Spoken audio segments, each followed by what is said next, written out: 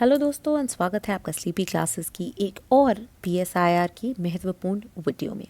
Now before proceeding towards today's video, I just wanted to let you know that to ensure a holistic and complete preparation for political science and international relations optional, we have brought to you our final batch for PSIR, जहाँ पे हम completely and thoroughly cover कराएंगे each and every aspect of the detailed syllabus, along with also practicing answer writing and also resolving any doubts that may arise in your preparation to ensure a successful journey towards clearing UPSC mains with PSIR optional. अब मैं आपको बताना चाहती हूँ that सबसे पहले हमारे पास है हमारा विदाउट इवैल्यूएशन कोर्स, बहुत ही ज़्यादा किफ़ायती कोर्स है, वैल्यू फॉर मनी, जहाँ पे you get all the videos plus you get the monthly current affairs videos जिनसे आप अपडेटेड रह सके। टेलीग्राम ग्रुप है जहाँ पे हम प्रॉम्प्टली आपके जो डाउट्स हैं उन्हें रिजॉल्व कर सके, प्लस आंसर राइटिंग प्रैक्टिस के लिए chapter wise mini test as well as half length and full length test. Self evaluation होगी यहाँ पे यूजिंग मॉडल आंसर्स की video solutions and PDFs। Almost 12,000 का जो है आफ्टर डिस्काउंट कोर्स है। ये कूपन कोड जो है आपके पास अवेलेबल है लास्ट बैच। नेक्स्ट अप है हमारा with evaluation course, again the same coupon code, around 18,000 का जो है ये आपको पड़ेगा the course, right. Video lectures हैं इसके अंदर, मंथली करंट अफेयर्स के लेक्चर्स भी हैं, टेलीग्राम ग्रुप है, टेस्ट हैं, मॉडल आंसर्स है, प्लस आपके आंसर्स को चेक किया जाएगा, फीडबैक दिया जाएगा फॉर एनी इम्प्रूवमेंट, ताकि आप वहीं के वहीं इसे कर पाएँ। Last but not the least the mentorship course, जहाँ पे you get all of these things plus एक सिलेक्टेड ऑफिसर कैंडिडेट से आपको पर्सनल मेंटरशिप भी मिलती है वाया टेलीफोनिक कॉल्स, राइट। तो ये आपको कम्प्लीटली गाइड कर सकते हैं एकेडमिक या आपके जो फर्दर कुछ और डाउट्स हो, प्रैक्टिस को लेके, एग्ज़ाम को कैसे अप्रोच करना है, स्ट्रेटिजिक डाउट्स हो, उनको जो है रिजॉल्व कर सकते हैं।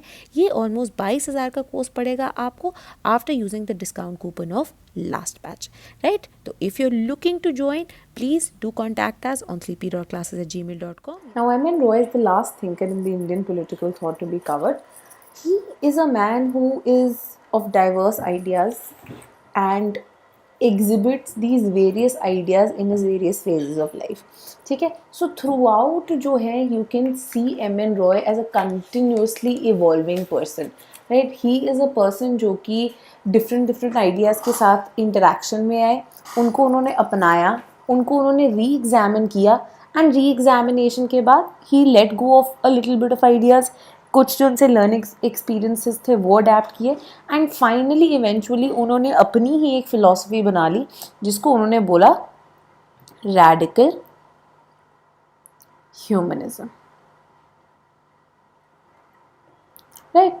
Now, M.N. Roy is a huge intellectual. He is regarded as one of the most prominent Indian philosophers of the 20th century. And again, क्योंकि इनके जो है ये मल्टीपल फेजेस के अंदर M.N. Roy ने जो है वेरियस काम किए। अब जैसे कि आपको पता होगा M.N. Roy was a person, actually उनका नाम M.N. Roy नहीं था, राइट, मनबेंद्र नाथ रॉय नहीं था बल्कि नरेंद्र नाथ रॉय था, right. Now he was a person जो कि earliest phase of his life में he was very attracted to revolutionary terrorism. In fact he was just 14 जब इन्होंने द रेवोल्यूशनरी ग्रुप ऑफ अनुशीलन समिति जो है ये ज्वाइन कर लिया था, right. So he was very involve in this militant nationalist movements etcetera. And जब ये बैन हो गई तो इन्होंने जुगांतर ग्रुप जो कि बंगाल के अंदर बहुत प्रोमिनेंट था under the leadership of Jatin Mukherjee, इन्होंने वो ज्वाइन कर लिया बिकॉज रेवोल्यूशनरी टेररिस्ट थे। और रेवोल्यूशनरीज का आइडिया क्या था कि we can get rid of the colonial masters through such revolutionary means, ठीक है। so they wanted to arrange for an armed struggle in the country, ठीक है। अब आर्म्ड स्ट्रगल के लिए हमको क्या चाहिए, आर्म्स चाहिए, वेपन्स चाहिए। तो इन्हीं की तलाश में नरेंद्र नाथ जो है 1915 में वो इंडिया से निकले and he went across to the world in search of arms कि भाई हमने इंसरेक्शन ऑर्गेनाइज करनी है और इंसरेक्शन के लिए चाहिए हमें आर्म्स, ठीक है। तो उन्होंने वो चले गए and he had a very long journey, right. he went through numerous countries, ठीक है, जहाँ पे he tried arranging for guns but उनको मिली नहीं, ठीक है। और जब ये मिली नहीं उनको ये भी पता लगा कि वहाँ पे एक पुलिस इनकाउंटर में जतिन मुखर्जी जो हैं उनकी भी डेथ हो गई है। तो अब उन्होंने क्या किया, he wanted to escape because everyone was obviously, the colonial powers were on a lookout for him. तो इन्होंने क्या किया, he landed in the US. And US में भी जब ये land हुए, there was a lot of news about him, that who is this person, so on and so forth. And so to get rid of the people who were after him, उन्होंने एक नया नाम ले लिया, right? और ये नया नाम जो है वो उन्होंने, he was in the area around Stanford university, जहाँ पे उन्होंने एम एन रॉय का ये नाम लिया, ठीक है. एंड यहाँ पे यूएसए में जब वो 1916 में फाइनली आए, अब with this new identity he started interacting with a lot of people, he started interacting with a lot of American radicals जो कि सोशलिज्म पे खूब चर्चे कर रहे थे, ठीक है. Because this was also a period जब the exploitation and inequalities of capitalism were becoming very acute, and in Europe as well as in the US, people had begun to question ये जो exploitative result of capitalism आ रहे थे. और यहीं पे socialism and communism के बारे में बातें सुन के एम एन रॉय जो है काफ़ी ज़्यादा इंस्पायर हो गए, एंड उन्होंने शुरू की अपनी खुद की एक in depth study of Marxism. यही इसी टाइम पे ही स्टार्टेड फ्रीक्वेंटिंग द न्यूयॉर्क की जो लाइब्रेरी थी वो वहाँ पे बहुत जाने लग गए, right. And because he was close to the Stanford campus, he would interact a lot with the students there as well. और उन्हीं स्टूडेंट्स में से एक जो है वो उनकी फ्यूचर वाइफ भी थी, एवलिन ट्रेंट, राइट. उनसे उन्होंने खूब जो है बातें की. She really broadened his horizon as far as all these ideas were concerned. Along with that, in USA, he also met Lala Lajpat Rai. इन्हीं सब वेरीज इंस्पिरेशन के साथ जो है, पहले जो एक इनका क्रिटिकल बेंट ऑफ माइंड था towards socialism, suddenly he realise that socialism also had a lot of things to learn from. So now he became very much in awe of Marxism, और इन्होंने मार्क्सिज्म का route जो है अपना लिया.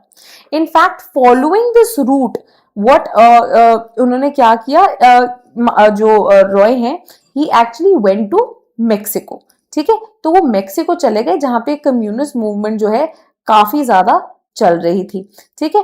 तो यहाँ पे पहले तो उन्होंने पहले लोगों से भी इतनी इंटरेक्शन हो रही थी. अब मेक्सिको जब वो पहुंचे बेसिकली 1919 में, वहां पे ही मेट माइकल बोरोडिन. और बोरोडिन जो है was a scholar, and he was also someone जिसको कम्युनिस्ट इंटरनेशनल ने भेजा था to basically propagate communism and Marxism in Mexico, ठीक है. इसी दौरान 1919 में he became friends with Borodin, और उन्हीं के साथ ही जो है ये एक फुल फ्लेजेड कम्युनिस्ट भी हो गए. जो मटीरियलिस्ट फिलॉसफी थी ऑफ कम्युनिज्म, इनिशियली उसने रॉय को बहुत अट्रैक्ट किया, and he became one of the important people who played a crucial role in the formation of the Communist Party of Mexico as well. And following this 1920 के अंदर इन्हें Moscow बुला लिया गया, जहां पे सेकेंड कॉन्फ्रेंस हो रही थी of the communist international, and यहाँ पे ये मिले लेनिन से, right. In fact he had several meetings with Lenin before the conference, right. And इन्हीं मीटिंग्स के दौरान जो है उनको ये भी पता लगा that there were several differences that he had with Lenin on the application of Marxism and communism in various colonized countries, ठीक है. अब रॉय जो है उन्होंने क्या किया कि ये सेकेंड कॉन्फ्रेंस हो रही थी कम्युनिस्ट इंटरनेशनल की, वहां पे Lenin was putting forth a very important report which was Lenin's thesis, ठीक है. What he did was, considering that he had such a wide debate with Lenin, तो लेनिन के recommendation पे रॉय ने अपना भी एक सप्लीमेंट्री थीसिस जो है वो लेनिन की थीसिस के साथ प्रेजेंट किया on the second conference of communist international, right. So now imagine कीजिए one of the stalwarts of communism जो है वो आपको बोल रहे हैं कि आप प्रेजेंट कीजिए, तो कितनी वाहवाही होगी, राइट. तो इसके कारण क्या हुआ, रॉय का जो है मैसिव राइज हो गया in the international communist hierarchy, ठीक है. इनफैक्ट 1926 के अंदर जो है रॉय को इलेक्ट कर लिया गया था as a member of all, 4 होती थी वहां पे ऑफिशियल पॉलिसी मेकिंग बॉडीज जो थी कॉमन टर्म की, ठीक है. कॉमन टर्म जो बॉडी थी ऑफ द कम्युनिस्ट इंटरनेशनल, ठीक है, उसके अंदर 4 पॉलिसी मेकिंग बॉडीज होती थी. They used to be the presidium, the political secretariat, executive committee and world congress. 1926 तक आप इमेजिन कीजिए रॉय जो है इन सब चारों के चारे बॉडीज के जो है मेंबर इलेक्ट हो चुके थे, ठीक है. अब क्या हुआ नाउ, अब बेसिस क्या था कि ये जो थीसिस लेनिन ने आगे रखा एंड रॉय ने सप्लीमेंट्री थीसिस आगे रखा, ये आखिर डिबेट किस बारे में थी एंड लार्जर व्यू क्या था? अब रॉय ने मच लाइक लेनिन, उनका स्टार्टिंग पॉइंट काफी सिमिलर था। उन्होंने बोला कि हाँ जी, वर्ल्ड कैपिटलिज्म अपनी स्ट्रेंथ कहां से ड्रॉ कर रहा है? यूरोपियन मॉडर्न कैपिटलिज्म से। राइट, शुरुआत ही कैपिटलिज्म की कहां पे हुई थी? यूरोप में हुई थी। इंडस्ट्रियलाइजेशन के साथ कैपिटलिज्म वहां पे शुरू हुआ and then it spread to rest of the western countries.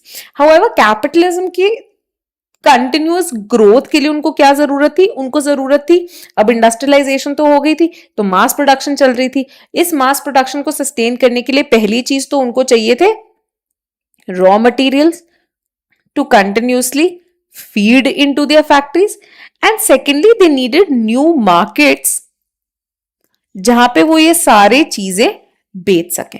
तो चीप रॉ मटेरियल चाहिए उन्हें और साथ ही में नई मार्केट्स चाहिए जहां पे इन सब मास प्रोड्यूस्ड गुड्स को वो बेच के अपने प्रॉफिट्स और कमा सके, बिकॉज अपनी खुद की कंट्री की मार्केट्स तो उनकी सैचुरेट हो चुकी थी।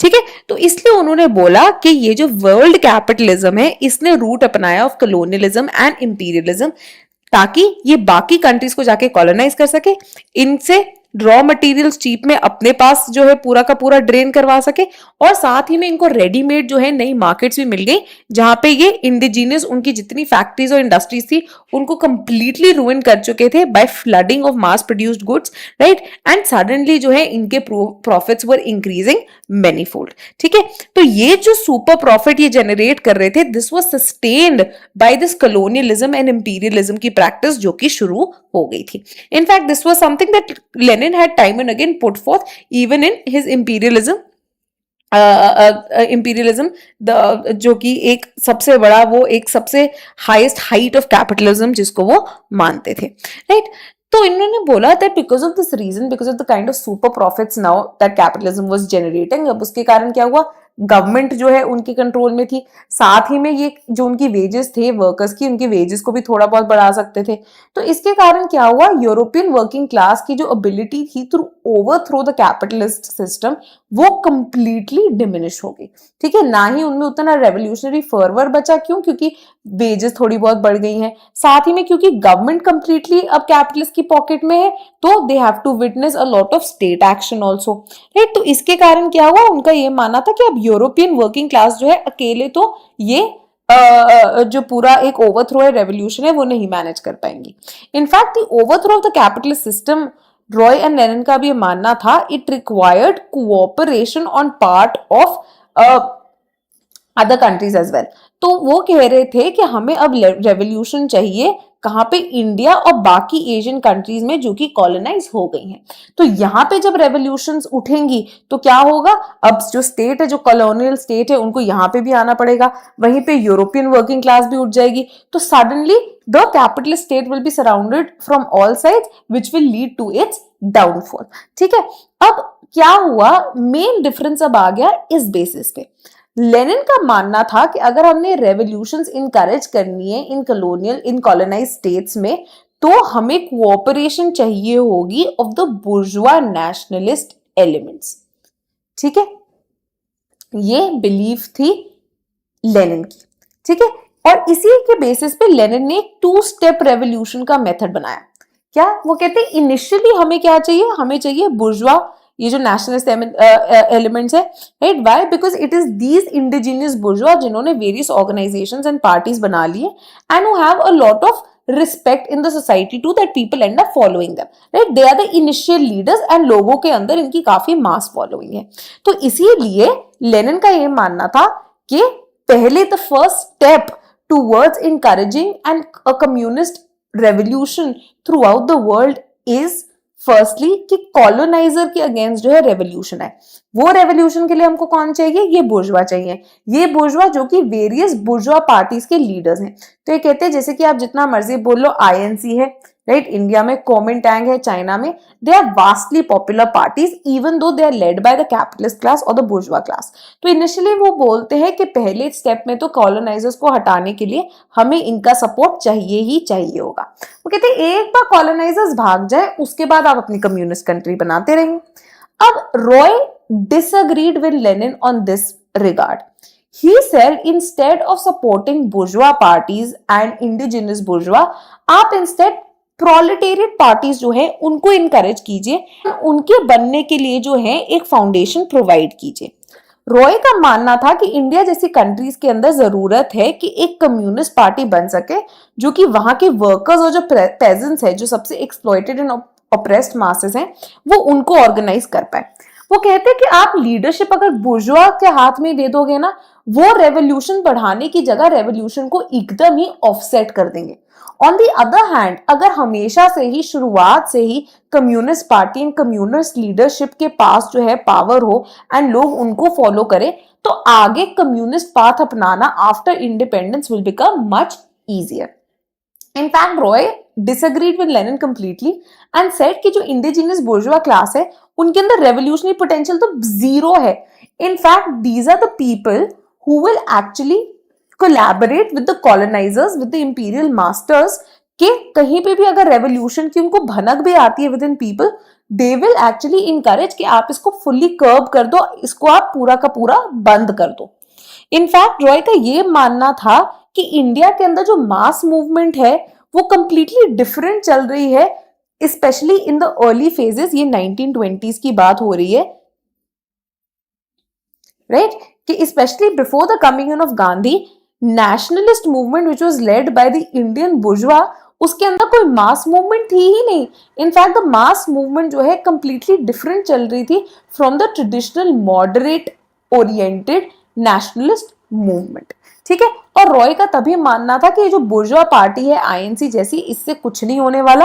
Eight the end of the day इनका भी गोल यही है कि मासेस को कर्ब करके रखे और अब कॉलोनियल मास्टर्स की जगह इंडिजिनियस बुर्जुआ जो है उनकी पॉकेट्स भरती रहे। Right now, because of this reason he also started analyzing the peculiar conditions of India and इन्होंने बोला कि इंडियन हिस्ट्री की भी जो है एक मार्क्सिस्ट इंटरप्रिटेशन की जरूरत है। तो इन्होंने बोला कि अब इंडियन हिस्ट्री को स्टडी करने के लिए मार्क्सिज्म कैसे अप्लाई करेंगे। He said that when it comes to India, सबसे बड़ा जो एक फीचर आया था was the fact कि इंडिया की जो रूरल इकोनॉमी थी वो ग्रेजुअली ओवर टाइम डीके होने लग गई थी।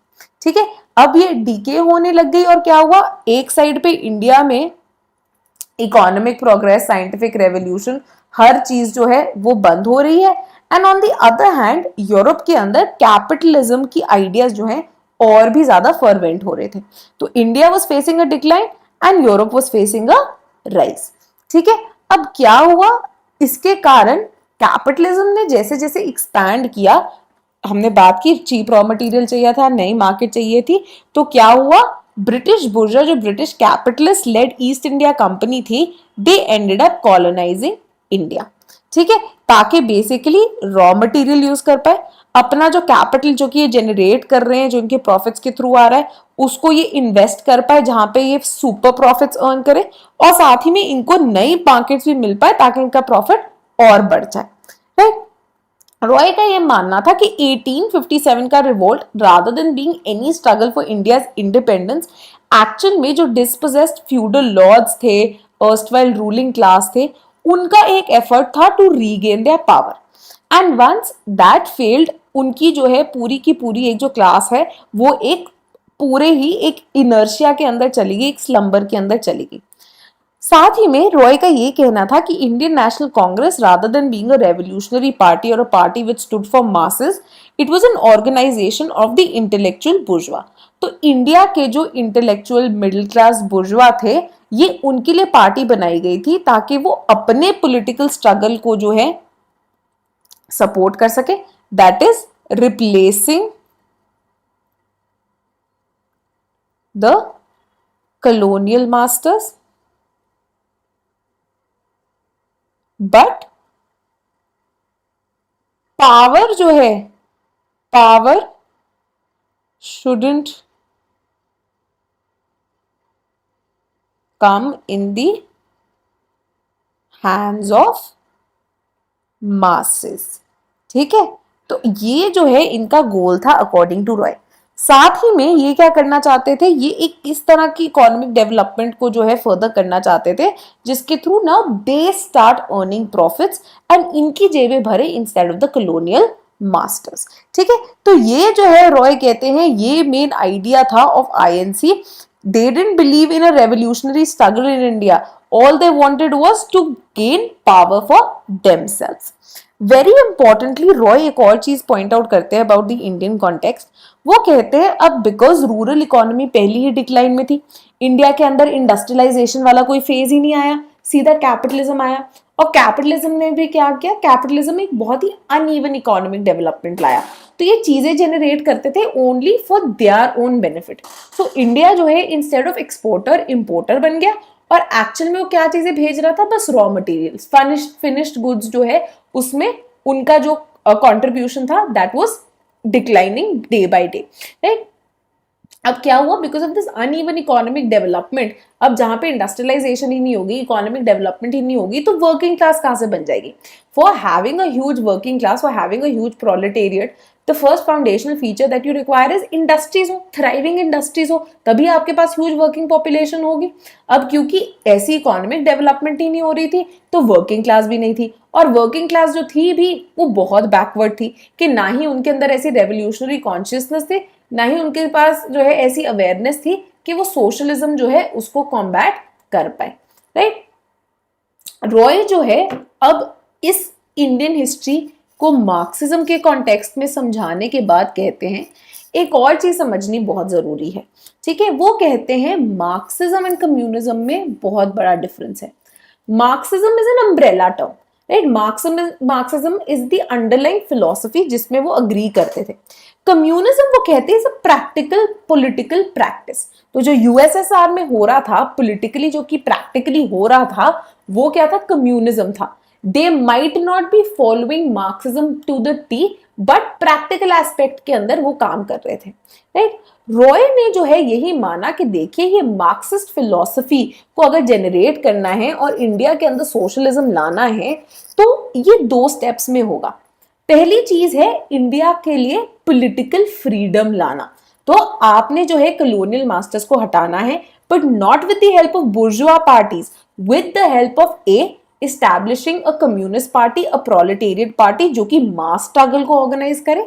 सेकेंडली आपने एक एग्रेरियन रेवोल्यूशन फिर उसके बाद लानी है, और इंडस्ट्रियलाइजेशन प्रमोट करनी है, which will be your second step. And इसके बाद जो है सोशलिज्म खुद ब खुद इवॉल्व कर जाएगा इंडिया में, और it will come to be established. ठीक है, सो ये जो है रॉय ने ये बात आगे रखी। अब यहीं पे हम बात करते हैं रॉय के आइडिया ऑफ, अब हमने देखा 1920s में क्या हुआ कि इनिशियली पहले तो ही वाज समवन फेज, अगर हम फेजेस में उनकी लाइफ को डिवाइड करें, पहले फेज में वो एक रेवोल्यूशनरी थे। फिर 1920s एंड 30s में क्या हुआ, he became a sworn Marxist, है ना। उसके बाद क्या होता है, अब वी सॉ दैट लेनिन के साथ ऑन वेरियस बेसिस उनकी काफी डिफ्रेंसिएशन हो गई थी। साथ ही में 1927 में पहले उन्हें चाइना भेज दिया as a representative of communist International, but वहां पे जो उनका मिशन था वो काफी सक्सेसफुल नहीं हुआ, राइट। और क्या हुआ, 1929 तक उनकी बाकी जो कम्युनिस्ट इंटरनेशनल के लीडर्स थे उनके साथ बन नहीं रही थी, because of which reason he was excluded from the organisation. On the other hand Roy ने ये कहा कि भैया ये मेरे को मेरी इंडिपेंडेंट थिंकिंग जो है उसको सपोर्ट नहीं करते हैं, they just want me to toe the communist line and that is why they pushed me out. Now after he was expelled what happened is that he return to India. अब India के अंदर क्या हुआ, India में वापस तो आ गए, but he was arrested in 1931 itself. ठीक है, कानपुर कम्युनिस्ट, या आपने अगेन मॉडर्न हिस्ट्री में पढ़ा होगा, ये कानपुर कम्युनिस्ट कॉन्स्पिरेसी केस जो है इसके अंडर जो है इनको अरेस्ट कर लिया गया एंड 6 साल की सजा सुना दी गई। Now during this period what happened that he had a lot of time, right? He read a lot of books and he ended up using all this time in the prison for a systematic study कि ये modern science कैसे आई है। क्या अगर हम सिर्फ science and scientific and rationalism की बात करते हैं तो उसके कॉन्सिक्वेंसेस क्या हो सकते हैं. ही ऑल्सो एंडेड अप री एग्जामिनिंग मार्क्सिज्म. ठीक है, और उनको समझ में आया कि मार्क्सिज्म में क्या क्या चीजें जो हैं वो गड़बड़ी भी हैं. राइट, तो ये सारी चीजें जो है चलती जा रही थी. साथ ही में उनका ये भी मानना था कि इंडिया के अंदर जब तक उनकी सुपरस्टिशंस और ये जितनी भी उनके बैकवर्ड कल्चर की अप्रोच है उसको छोड़ के एक मटीरियलिस्टिक और रैशनलिस्ट आउटलुक नहीं जनरेट होती लोगों के बीच में, तब तक इंडिया के अंदर ना ही कोई रेनेसा आएगा, द सॉर्ट ऑफ रेनेसा जो कि यूरोप में आया था, ना ही वहां पे कोई ट्रूली डेमोक्रेटिक रेवोल्यूशन आ पाएगी. ठीक है, अब इस पीरियड के अंदर जब वो 1936 में एक बार बाहर आए, because this was a time of reevaluation, he ended up joining the Indian National Congress along with his wife and he also became a Gandhian. However ये जो है ये phase 3 of INC and Gandhi, ये भी कुछ ज्यादा लंबा नहीं चला. Over time he realise that while Gandhi के अंदर लीडरशिप क्वालिटीज बहुत अच्छी थी, पर्सनल क्वालिटीज बहुत अच्छी थी, ही रियलाइज कि Gandhi and the track that he was following was misplaced. ठीक है, इनफैक्ट उनका यह मानना था कि गांधी की जो पूरी डॉक्ट्रिन्स हैं ये मास को इसलिए जगा रही है, मासेस को इसलिए इतनी पसंद आ रही है क्योंकि ये खुद उसी कल्चरल बैकवर्डनेस की बात कर रहे हैं जो कि मासेस को फेमिलियर लगता है. तो रिलीजन की बात करते हैं ये, ठीक है, भगवानों की बात करते हैं, वर्णा सिस्टम को जस्टिफाई करने की बात करते हैं. तो ये कहते हैं गांधी आगे नहीं बढ़ रहे हैं, बट वही जो बैकवर्डनेस लोगों को पसंद है उसी के बारे में ये चर्चा करी जा रहे हैं. साथ ही में विद्युत चक्रवर्ती बात करते हैं कि रॉय का ये मानना था कि गांधीज्म की जो आइडियोलॉजी निकल के आई है, राइट, वो किस पे बेस्ड है, क्लास कोलैबोरेशन पे बेस्ड है. राइट, और इसी के कारण it will fall victim to its own contradictions. Right, ये जो है एक बहुत ही मार्क्सिस्ट क्रिटिसिज्म है कि गांधीज्म क्या करने की कोशिश कर रहा है, आपके जो कैपिटलिस्ट हैं उनके इंटरेस्ट, उनको जो है साथ में एग्रेरियन जो आपके पेजेंट्स हैं, वर्किंग क्लास है, उनके साथ लेके चलने की कोशिश कर रहा है. अपर कास्ट और लोअर कास्ट में जो है रिकंसिलिएशन करवाने की कोशिश कर रहा है. ये मानना था रॉय का कि भैया ऐसी स्ट्रैटेजी नहीं चल सकती. एक्चुअल में इनके interest are always at logger with each other. अब यही चीज जो है अम्बेडकर ने भी बोली थी. अम्बेडकर कहते हैं हायर कास्ट और लोअर कास्ट के आप इंटरेस्ट को कैसे रिकंसाइल कर सकते हैं जब हायर कास्ट की dominance is only based on the very fact कि लोअर कास्ट चुप रहे, उनके अगेंस्ट जो है कुछ ना बोले. Similarly capitalist and property class भी जो है चाहते हैं कि वर्किंग क्लास और पेजेंट्स जो है उनके कंट्रोल में ही रहे और रेवोल्यूशनरी फर्वल बिल्कुल भी ना बढ़े. राइट, तो इन द लॉन्ग टर्म ये मानना था रॉय का कि ये जो डाइवर्स क्लासेस एंड कास्ट हैं इनके इंटरेस्ट रिकंसाइल नहीं हो सकते, and because of the inherent contradictions in this class collaboration ये जो गांधीज्म की आइडियोलॉजी है ये इवेंचुअली जरूर फेल हो जाएगी. साथ ही में उन्होंने ये माना कि हाँ जी, गांधी जो कैपिटलिज्म का क्रिटिसिज्म करते हैं कि किस तरह से एक्सप्लॉयटेटिव एंड ऑप्रेसिव सिस्टम है वो तो एकदम सही है, बट गांधी ने जो मेथड ऑफ या सोल्यूशन दिया है कैपिटलिज्म को उससे रॉय बिल्कुल भी अग्री नहीं करते थे. इनफैक्ट उनका कहना था कि ये जो आप आइडियाज दे रहे हैं of charkha, of khadi, this will take India back. ठीक है, सिमिलरली ये जो आप आइडिया बोल रहे हो Panchayati Raj, this is not a way forward. ठीक है, तो उनका ये मानना था कि गांधी और गांधी की ये जो चरखा खादी की अप्रोच है ये बिल्कुल भी रियलिस्टिक और प्रैक्टिकेबल नहीं है. इस चरखे और खादी के बेसिस पे इंडिया कभी भी सेल्फ रिलायंट तो दूर, कभी भी अपनी बेसिक नीड्स को भी पूरा नहीं कर पाएगा, because of which working class भी कभी नहीं बन पाएगी. और क्योंकि एक वर्किंग क्लास नहीं बन पाएगी क्योंकि इंडस्ट्रियलाइजेशन नहीं है, साथ ही में जो एग्रेरियन क्लास में टीनेंट्स है, पेजेंट्स है, उनके पास भी कोई और एवेन्यू नहीं होगा ऑफ एम्प्लॉयमेंट. साथ ही में Roy was also very critical of non violence and satyagraha की जो आइडियोलॉजी गांधी ने आगे रखी थी. उनका ये मानना था कि ये नॉन वायलेंस और सत्याग्रह की ideology suits the interests of the indigenous bourgeois and capitalist class a lot. Now at the end of the day masses have nothing to lose. किसके पास है टू लूज? जो आपके प्रॉपर्टी क्लास है. तो imagine कीजिए कि अगर मासेस स्टार्ट रिवोल्टिंग, सिर्फ इंपीरियलिस्ट मास्टर्स का तो डैमेज नहीं हो रहा, आखिर में जो प्रॉपर्टीड लोग हैं उनके भी लॉसेस होंगे, right? So that is why he saw कि गांधी को सपोर्ट करते हैं, people like Birlas are supporting them, people like Bajaj are supporting them. Why? Because Gandhi की philosophy is very convenient for them as well. उनकी प्रॉपर्टी पे कोई डैमेज नहीं हो रहा। गांधी क्या बोल रहा है, क्लास स्ट्रगल की जरूरत नहीं है, आपके इंटरेस्ट जो है रिकनसाइल हो सकते हैं, ठीक है, एल्ट्रुइज्म की बात कर रहे हैं, ट्रस्टीशिप की बात कर रहे हैं, right? So he said because of this reason Gandhi ji जो है at the end of the day पहली चीज लोकल बुर्जुआ को भी सपोर्ट कर रहे हैं, साथ ही में क्योंकि इंपीरियलिस्ट मास्टर्स को भी पता है कि हमारे अगेंस्ट वायलेंस तो होने नहीं वाली, बिकॉज गांधी तो सस्पेंड कर देगा मूवमेंट, तो एक वे में वो कॉलोनियल मास्टर्स को भी जो है सपोर्ट कर रहे हैं। गांधी का ये भी मानना रॉय का ये भी मानना था कि गांधी की जो लीडरशिप है एक तरह से जो रेवोल्यूशनरी फर्वर डेवलप हो सकता था मासेस में, ये उसको भी डैम्पन कर रही है, उसको भी बनने नहीं दे रही है। साथ ही में रॉय का ये मानना था which emerged out of the criticism कि जब गांधी ने नॉन कोऑपरेशन मूवमेंट को जो है कॉल ऑफ कर दिया, उन्होंने बोला कि जब चौरी चौड़ा वाला इंसिडेंट होता है, सडनली गांधी रियलाइज के मासेस के अंदर बहुत सारी रेवोल्यूशनरी आउटपोरिंग हो रही है and they will take up violence, and अभी ये वायलेंस जो है कॉलोनियलिज्म के अगेंस्ट है, soon it might also turn on to the bourgeois class who are exploiting them. तो ये जो है गांधी को लगा it's against the interest of the property and middle class, and इसीलिए उन्होंने ये पूरी की पूरी मूवमेंट को ठप कर दिया। Why? Because he didn't want to harm the bourgeois class, the middle class in India. In fact Roy का ये मानना था कि कॉलोनियल गवर्नमेंट को भी ये पता था कि गांधी की जो लीडरशिप है वो revolutionary surge amongst the masses जो है उसको डैम्पन कर देती है, and which made things even more convenient for them, right? In fact Roy कहते हैं कि अगर आप अरेस्ट ऑफ गांधी और उनका रिलीज भी देखें तो आप देखेंगे कि गांधी जो है जैसे ही कोई भी मूवमेंट विड्रॉ करते थे, सिविल डिसोबीडियंट हो गई, क्विट इंडिया में अगर थोड़ी सी भी कोई भी वो आई तो गांधी को रिलीज कर देते थे। क्यों? बिकॉज कॉलोनियल गवर्नमेंट का ये मानना था हमने गांधी को छोड़ा, गांधी बोलेगा अरे वाह देखो मुझे छोड़ दिया, लोगों को लगेगा चलो इंपीरियल मास्टर्स इतने तो अच्छे हैं कि हमारा जो लीडर था उसको छोड़ दिया, which will lead to a change of heart.